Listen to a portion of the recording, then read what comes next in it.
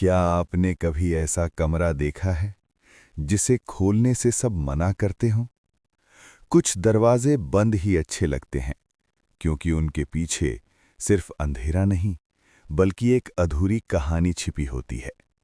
आज की कहानी है एक ऐसे ही बंद कमरे की जो आधी रात को खुद खुल गया। शहर के किनारे एक पुराना और सुनसान घर था।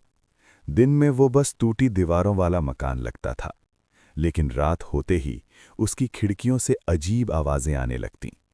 लोग कहते थे, ऊपर वाला कमरा कभी मत खोलना। एक दिन कबीर और उसकी छोटी बहन सोनम खेलते खेलते उसी घर के सामने पहुंच गए।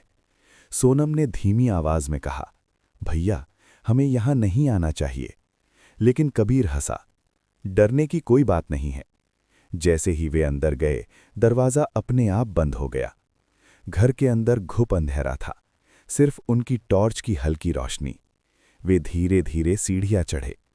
ऊपर पहुंचकर उन्होंने देखा, एक कमरा बंद था। दरवाजे पर जंग लगा ताला लटक रहा था।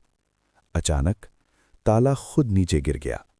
दरवाजा धीरे धीरे खुलने लगा। कमरे के अंदर दीवार पर एक लंबी डरावनी परछाई दिखाई दी। एक गूंजती हुई आवाज आई, क्यों आए हो यहां?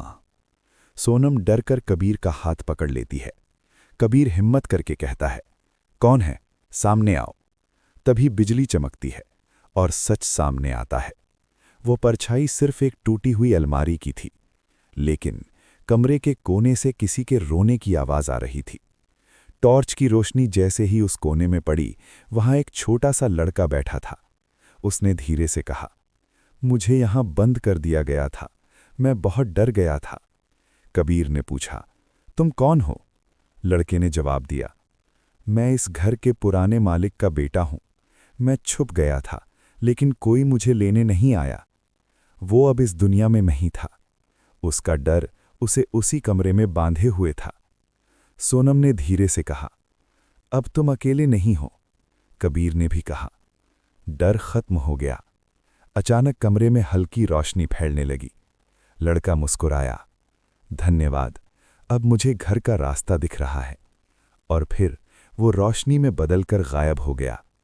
उस रात के बाद उस घर से कभी कोई आवाज नहीं आई। कभी कभी डर असली नहीं होता, वो बस किसी की अधूरी कहानी होती है।